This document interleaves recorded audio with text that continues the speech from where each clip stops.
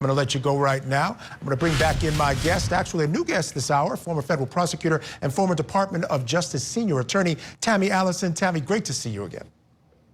Thank you for having me, Michael. All right, now you heard it was a quick verdict, under an hour, something I don't think I've seen. I was trying to remember if I saw anything under an hour. I haven't. Your reaction to the verdict and also the timing of it. Under an hour to a jury four-person who was sniffling and crying as she read it. You know, I thought it was a little suspicious. I think that it's screaming jury misconduct somewhere. If the defense attorneys are paying attention, they should be writing all the notes for a motion for a new trial. You know, I have never really, I don't think in my experience I've ever heard of a jury four-person crying while they delivered the verdict. But under an hour, it seems like she was hesitant to even read the verdict of guilty. So I'm interested to see what the defense attorney's next play is. Well, can you dig into that a little bit deeper there, Tammy? This idea that the emotions of the four-person, as well as the timing, the only under an hour coming back with a verdict, you suspect that there might be some issues with that in terms of you think they might have been talking about it when they weren't supposed to? Dig into that a little deeper for me. You know, it doesn't really matter what I think or if I think they coulda, woulda, shoulda, but what a good defense attorney would do is pay attention to something like that, something so blatant as a jury four-person crying as delivering the verdict whenever it was delivered in less than an hour of deliberation. It tends to feel like they didn't ask enough questions. Did they fully understand the jury instructions? Did they go back and ask the judge questions? This is under an hour that you're delivering a verdict of someone whose life is literally in their hands. And it seems to me, when the four-person was crying, she's hesitant to even read the verdict of guilty. So a defense attorney would most likely file a motion for a new trial, and motions for a new trial tend to come up under a number of circumstances, one of which is if there could have been jury misconduct. And a motion for a new trial might relieve this defendant of this guilty verdict if he gets that new trial granted. And he's facing about what, 3 consecutive life sentences.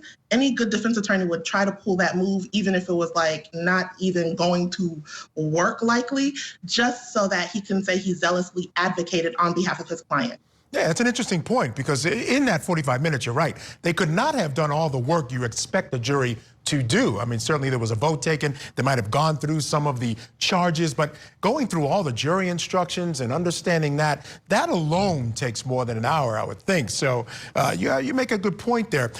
The only thing that was at issue for me in this case, Tammy, was whether they might go with the first-degree murder or perhaps the second-degree murder. I was wondering if they did enough to show premeditation. I thought in closings, the state actually solidified that issue for me, but it was still something that I thought the jury might struggle with, because at the end of the day, this was a bar fight. There was a lot going on, a lot of commotion. You could certainly understand the point of view of the defendant at certain points being attacked or feeling like he was being attacked. Your thoughts on that issue? I agree. I think that is something that the jury would struggle with, coming up with that intent. And again, given the fact that they deliberated for less than an hour, it raises questions as to whether they actually went through all of the testimony that was presented before them, all of the different evidence, whether circumstantial or actual evidence, to really come to a conclusion of these guilty verdicts. And given the fact that this four-person was boohoo crying, I don't know if they really did their due diligence. You know, Julia Janae had told us throughout the trial that jurors were emotional. There were a few jurors, not the four-person who ended up being the four-person, was someone that wasn't necessarily emotional, but a lot of the jurors were emotional throughout. There was some horrible video, horrible photos of the blood on the various victims in this case. These were really ugly emotional type injuries in this case. That could pretty much explain some of the emotion. It could explain it, but it also could explain whether the prosecution and defense did a good job at jury selection.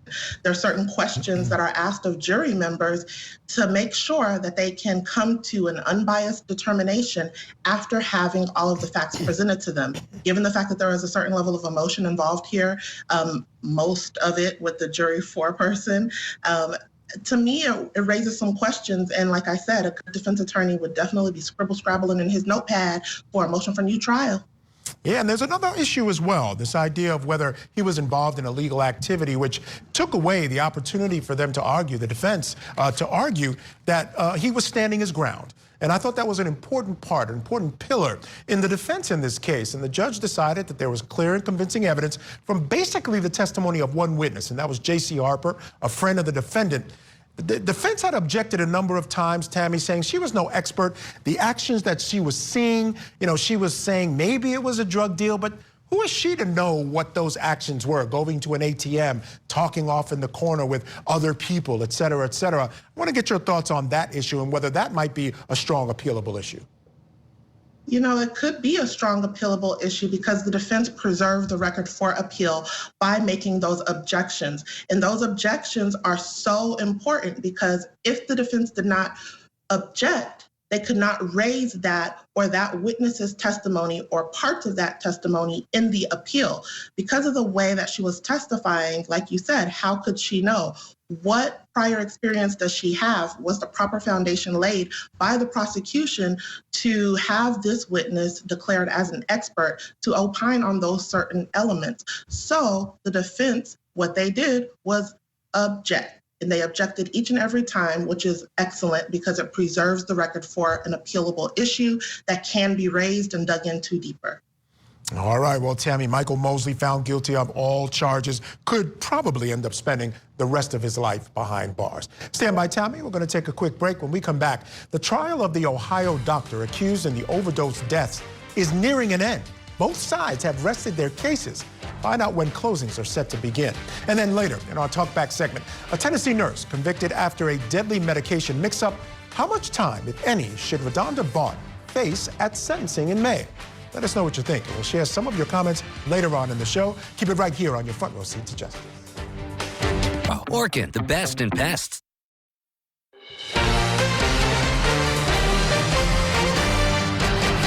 Dr. Husel is accused of killing his victims with massive doses of narcotics and other meds. 10 to 20 times the recommended dose of fentanyl and 3 to 5 times the doses of benzodiazepines. Husel is being prosecuted for killing 14 patients over a period of 3 years, beginning in 2015. They went to the hospital for help.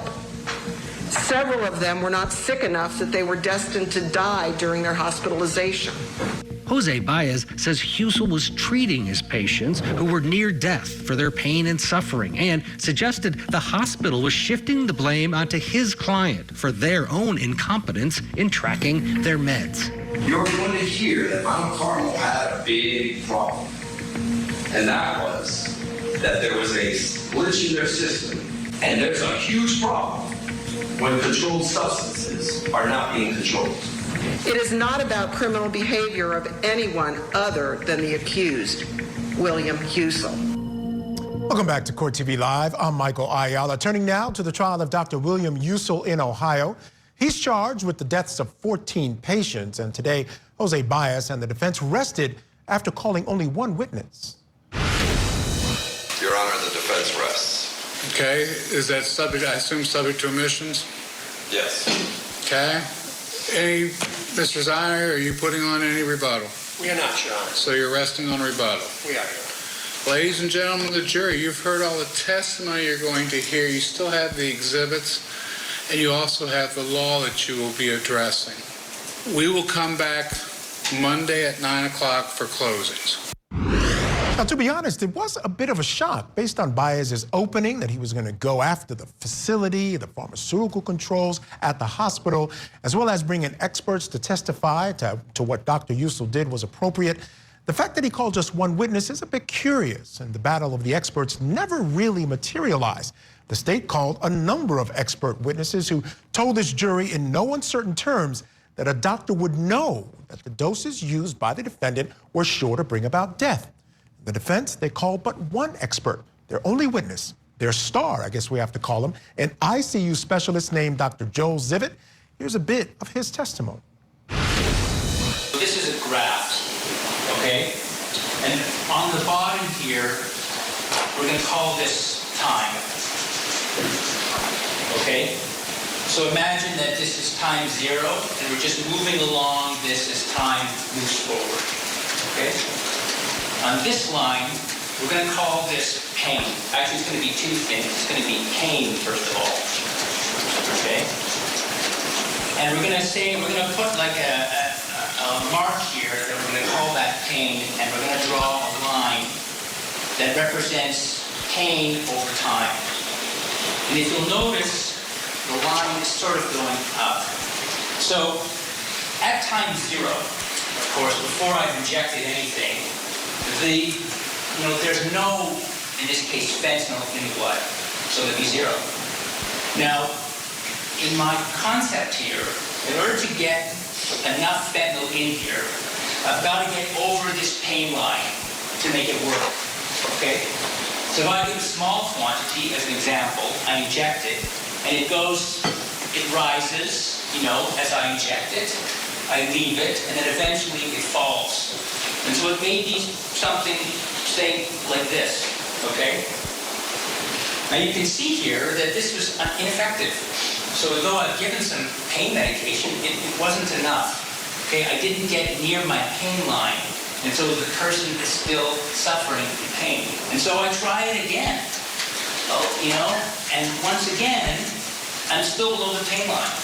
So even though I redose these things and give more, I never get up to the pain line. And so it's very important that I pick the right quantity to begin with. You want your pain control to be immediate, because the idea of being in pain and suffering for any length of time is intolerable. And so you want me, your doctor, to fix it right away. So I'm going to give a bigger dose, because what I'm trying to do, instead of this, I'm trying to do this. That's what I want to do. I want to get my dose to be big enough, so the first time that I do it, I'm above the pain line. And that really was it, folks. The defense rested their case on the one witness and Baez's cross-examinations of the state's witnesses. In contrast, the state called 54 witnesses over the course of 22 days. Why don't we take a moment now to look back at the state's case in chief. Mount Carmel West Hospital was an unlikely crime scene. The pharmacy staff at Mount Carmel West became alarmed about certain drugs ordered and administered at the direction of William Husel. The evidence will show that these drugs were prescribed in massive doses in combination with one another. A dose of 2,000 micrograms of fentanyl when combined with 10 milligrams of morphine would be essentially a guarantee that the patient would stop breathing within 10 minutes. Being on a ventilator was not and is not a death sentence. People do come off of them and live. Unfortunately, that was not the case for the victims in this prosecution. It looked like a hopeless situation to most of us, and we decided that we were going to take her off the ventilator. And I asked, was there any good reason why she should be on ventilator? Any reason to be on it anymore? And the doctor said no.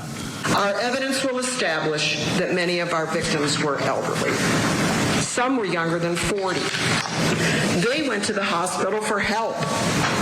Several of them were not sick enough that they were destined to die during their hospitalization. They all had one thing in common.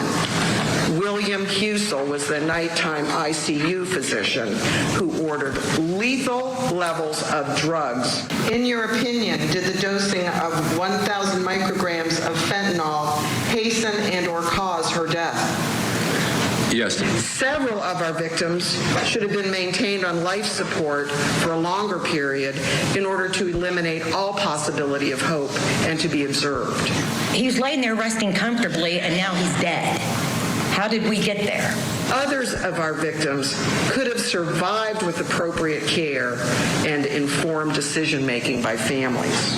William Husel was off to my left, and he said that he was 99.9% sure that Troy was in total organ failure. To which I responded, did you get the results of the CT? He looked at me but didn't answer my question. We will prove that William Usel's acts were a cause of their individual deaths. Is it your opinion that the extubation itself was appropriate? At the time that the extubation occurred, again, I don't believe that all medical interventions had been exhausted or that the patient had been given an ample time to declare herself whether or not her conditions could be reversed. The state's witnesses will demonstrate through actual, detailed medical testimony that given the physical condition, medical status, ages, and previous course of treatment of his patients, Dr. Usel knew exactly the natural result of his purposeful acts. Administration of 2,000 micrograms of fentanyl when combined with the Versed dosing did accelerate, hasten, and absolutely guarantee Mrs. Panix's death. After careful consideration of all of the evidence, we are confident that you will return verdicts of guilty against the defendant in all 14 counts. It was certainly an extensive case. Still with me, former Department of Justice Senior Attorney Tammy Allison. Tammy, what do you think about this lopsided nature of this case? 22 days versus 1 day, 54 witnesses versus 1, 3 experts by the state, only 1 called by the defense. Of course, quality matters, but at the end of the day, that is a large disparity. A huge disparity, Michael, and to me it screams that if this defendant is found guilty, that his claims for ineffective assistance of counsel are strong, okay?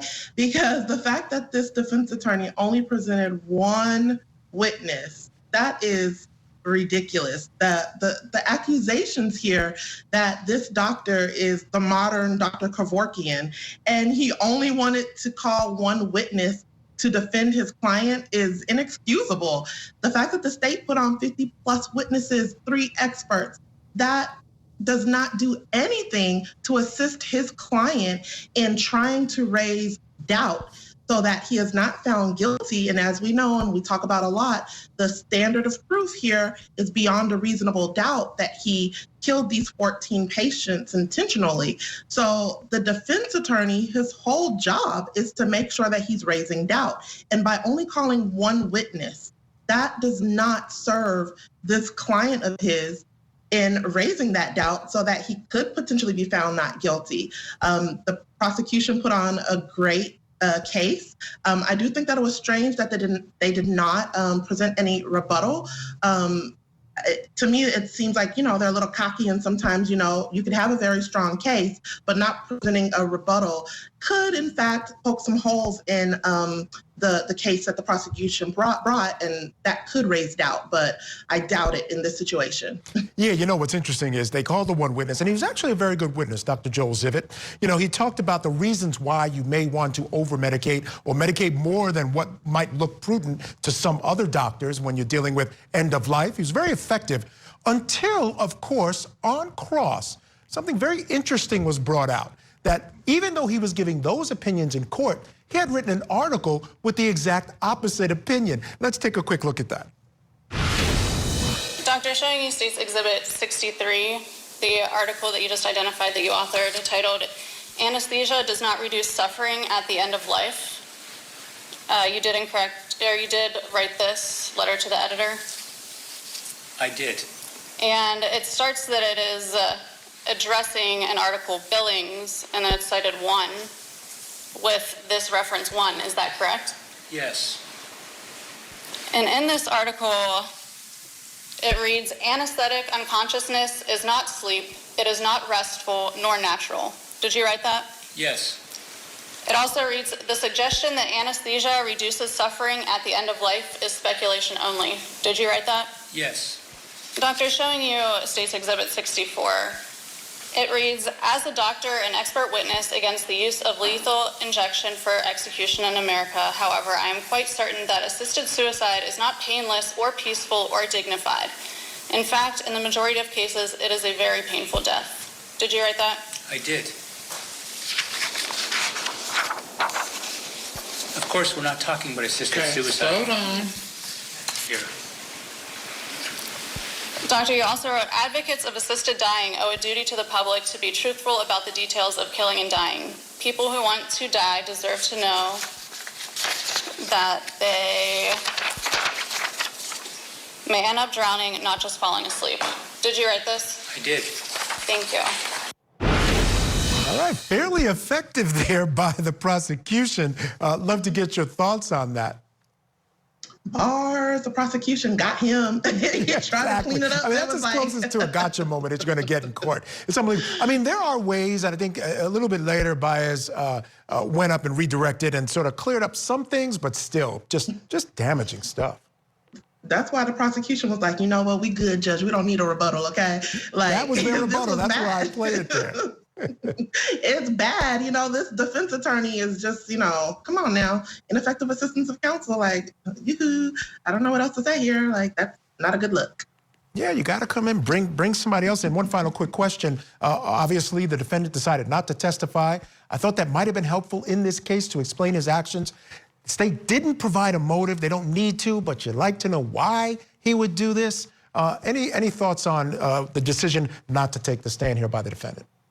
You know, I'm always surprised when they do decide to take the stand. So I think that in this situation where the prosecution has 50 plus witnesses and the defense only has one expert who was caught in a gotcha moment that did not help him, he did a great job by deciding not to testify, because once he takes that stand, he's opened up to more days, okay, maybe another 22 days of testimony just from him, you know, him alone. So I don't think that it would have been a good idea for him to take the stand, you know, just the prosecution did a great job. Just, ineffective assistance of counsel claims could be raised. Yeah, they could be forthcoming. We'll have to wait and see. Closing arguments expected on Monday morning. We, of course, will keep you updated on all of that. All right, Tammy, stand by. We're going to take a break. Coming up next, back to court in New Jersey, where a former Olympian is on trial for allegedly trying to kill a student. On the stand today, the victim's fiance, who was also a victim himself, testifies about what happened after she was shot in the chest twice. So keep it right here on Court TV.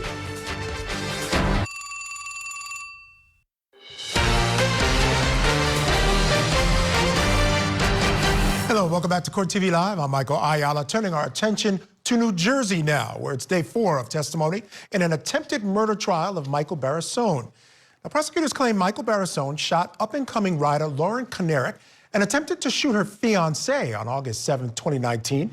Investigators claim the shooting happened after months of contentious landlord-tenant disputes between the pair. Now, Konarek's fiancé, Robert Goodwin, took the stand today and testified about what happened after his fiancé was shot in the chest.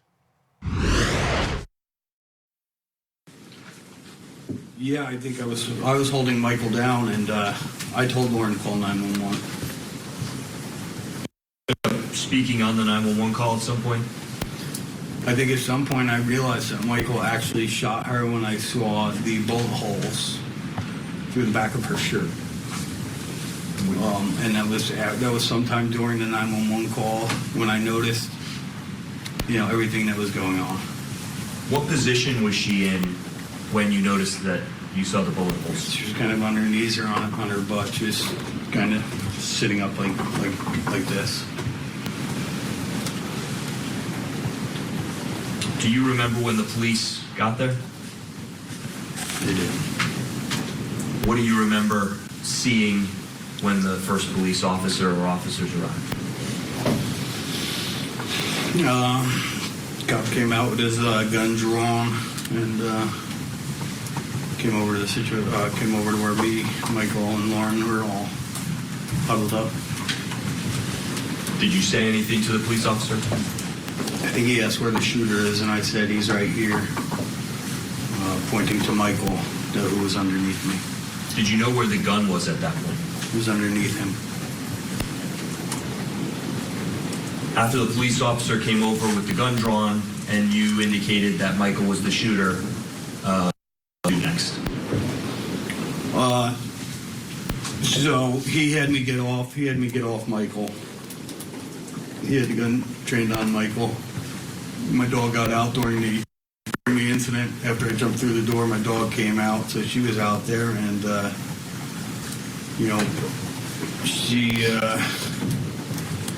She, I guess, bit at the officer's leg, and the officer pointed his gun at her and said, "Please don't shoot my dog." And I tried to grab my dog. Was that your dog Rosie? My dog Rosie. Did Rosie bite you at all during the scuffle? Probably many times.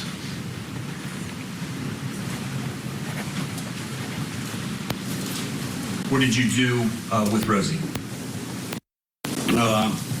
When I got a hold of her, I walked up the porch, threw her inside, and closed the door. And then where did you go? Then to the driveway. I forget if the second officer was there by then, and I was handcuffed and watched the rest of the scene unfold. After you got handcuffed, what area were you in? I was in the gravel driveway. All right, still with me, former federal prosecutor Tammy Allison. Tammy, this is a tough case for the defense particularly because they're trying to sort of have their cake and eat it too in certain ways. They're arguing self-defense in this case, but also insanity on behalf of the defendant. Those two don't usually match up. Your thoughts on the attempt by the defense here to have both a insanity defense and a self-defense defense?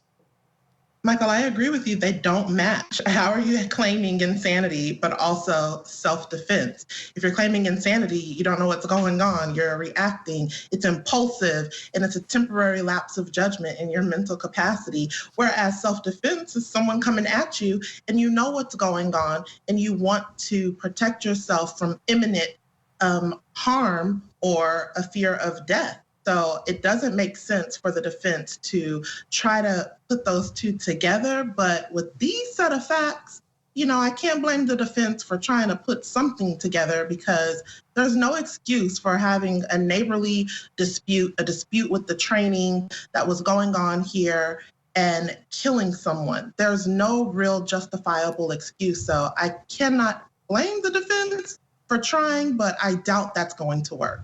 What they're basically claiming, Tammy, is that they pushed him over the edge, that he had some of these mental issues and he's been struggling with them. Those are well documented. But that through social media posts, through their interactions, apparently there was an assault at one point. The dog was sick on him, and I guess the dog attacked him as well. All these things built up in the mind of this man made him think that perhaps he was under more sort of deadly threat than he was, and then responded with deadly force. Do you think they have a chance on that? Michael, I don't, because of the fact that the police were called out to that property so many times because of this dispute. We have to remember that there was a coaching relationship here, but there was also that landlord-tenant component of it. And the police were called out, and each and every time the police came, the police said that there was nothing that they could do. And we see this a lot with some of these neighborly disputes that result, unfortunately, in these types of situations. I think we've all been in a situation where there's a neighbor that is a nuisance, so to speak. But I don't think the regular person, the reasonable person, would kill someone as a response. Yeah, again, and that's basically what they're trying to convince this jury of. So, again, we'll keep an eye on that trial as it continues tomorrow. All right, stand by, Tammy. When we come back, Rodonda Vaught was tried and convicted after a deadly medication mix-up at a hospital. We asked our viewers, how much time, if any, should this former nurse serve? Your answers coming up next here on Court TV Live. Keep it here on your front row seat to justice. Cash back in everything you buy.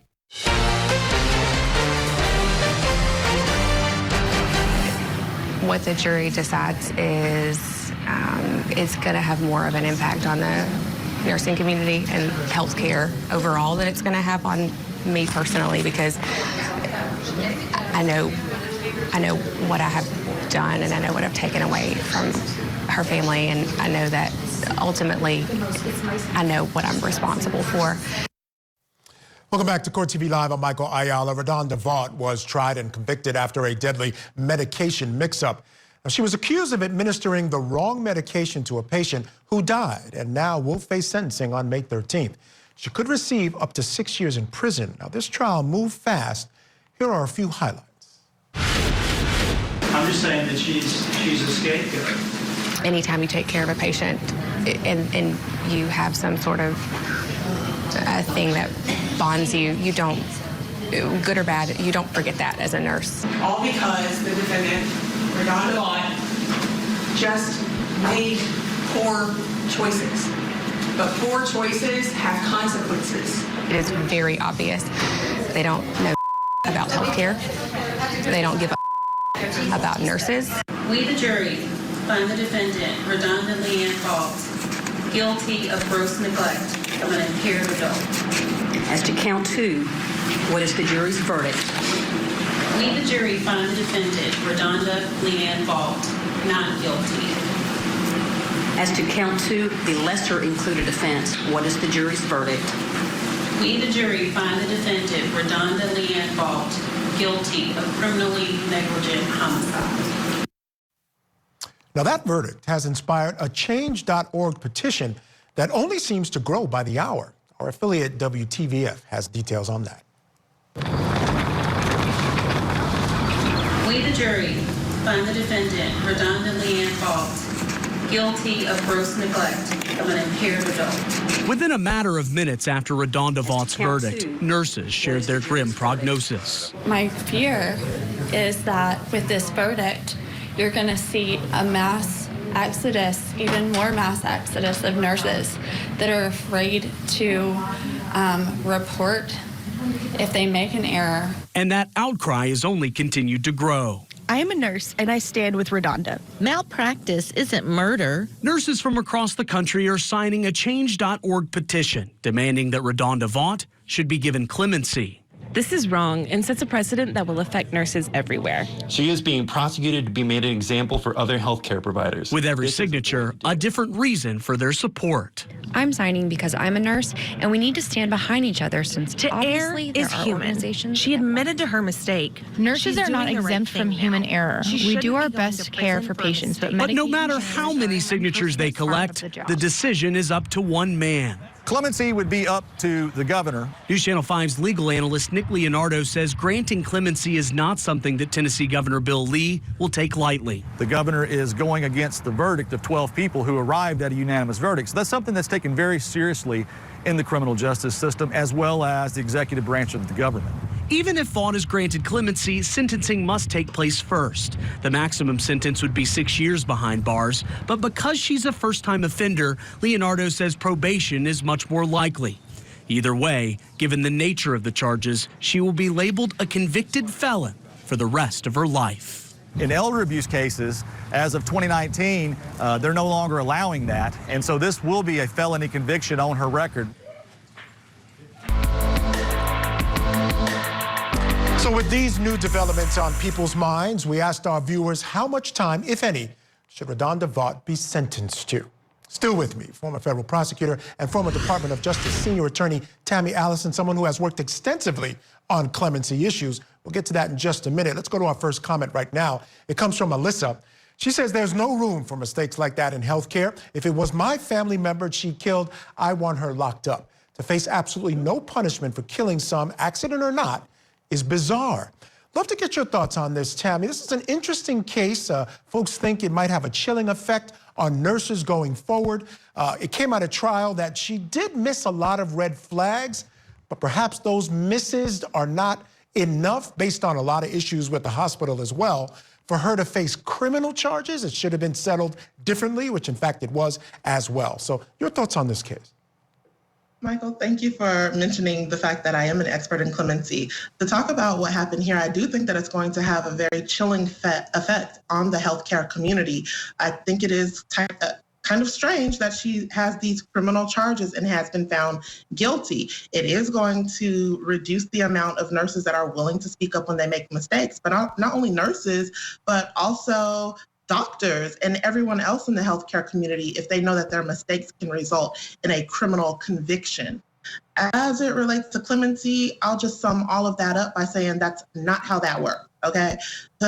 Clemency is a sign of forgiveness after a conviction, okay? So Change.org, they can do all that all they want all day, and spending all day today working on a matter where clemency was inappropriately done that only hurt an individual all day today is what I did before I appeared today on this show, is cleaning up the mess of misconceptions of clemency on the state and federal level. I'll say that people really need to stay in their lane, stop throwing the word clemency around. I am one of 3 experts in the country in clemency that has a firm dedicated to clemency. Expert meaning I worked at the Department of Justice's Office of the Pardon Attorney under Presidents Bush, Obama, and Trump. So I kind of know what I'm talking about. So it's very important that people not throw that word around, because clemency, even if it is granted, if it's granted the wrong way, it can severely hurt people. And that is something that I've been dealing with. Tammy, hold on 1 second. I want to make sure I'm understanding what you're saying. So if she's been convicted, she'll get a sentence. Let's say the judge decides to give her 3 years. You're saying that folks can't then go and argue for clemency for her under the guise that perhaps, you know, this type of thing should not be criminally prosecuted? You know, they could argue, she could argue for clemency for herself if it's done the right way with the guidance of an expert appropriately. This situation here is in the state of Tennessee, so it would be state clemency, which would go to the governor. Under the umbrella of clemency, there's 2 different types, commutation and pardon.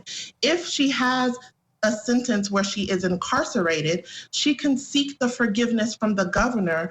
It's called a commutation, for her to come out of prison early, and it will reduce or remove any fines or restitution. All right, Tammy, I got to cut you off because we're running out of time. Do you think she has any chance at all for commutation? She could, but we never know. It's complicated. All right. Tammy, thank you so much for providing your expertise. Truly appreciate it, as always. I'm Michael Ayala. It's been a pleasure being with you as well. Coming up next, closing arguments with Benny Politan. He has more on that verdict reached today in the Michael Mosley trial. Right here.